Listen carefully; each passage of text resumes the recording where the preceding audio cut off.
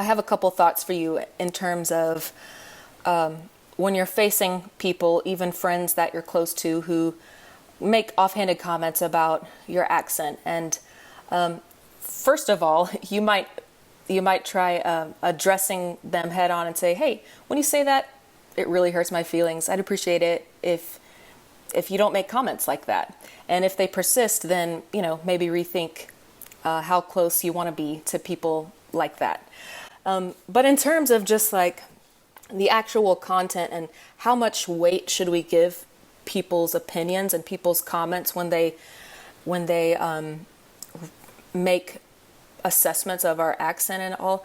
So first of all, just because someone is a native speaker of a language, that doesn't mean they're an expert. That doesn't mean that they have any background knowledge in linguistics or pronunciation or accents in it. They may be able to say, "Oh, that doesn't sound exactly the way I would say it," or like a native speaker might say it, but they don't know why. And they wouldn't be able to explain to you what is going on under the surface, because you're bringing all of the sounds and all of the habits and all of the functions of your native language. You're bringing them to the table when you speak English. And so some of them you have really good control over. A lot of them actually you have great control over, and you sound like a native speaker. But there are a handful that, because of transfer issues, are harder to change, or you might be less aware of. So my point is, when people like that, take their opinion really lightly.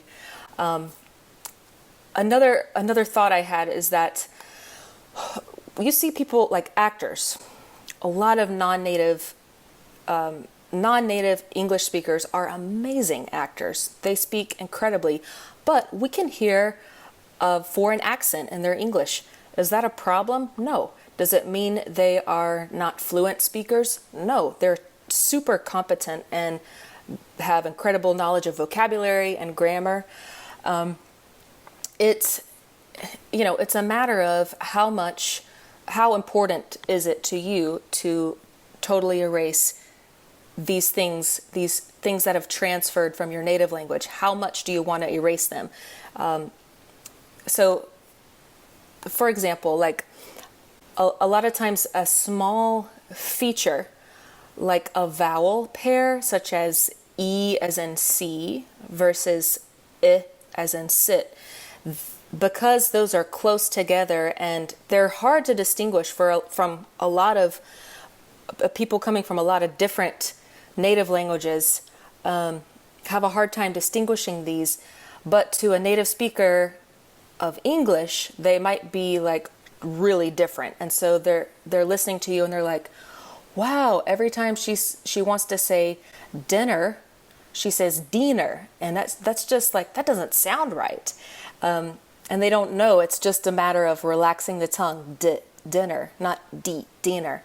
And so although that speaker is quite fluent and has very good control of their pronunciation otherwise, there might just be a handful of issues like E versus I, or like an American where their tongue it doesn't quite get into the right position, where they think, "Gosh, that just doesn't sound right. What is it?" But it's a matter of a little thing like being a big issue to someone else who's listening, and they can't explain why it's happening or what's happening exactly, but in their minds it's a huge deal.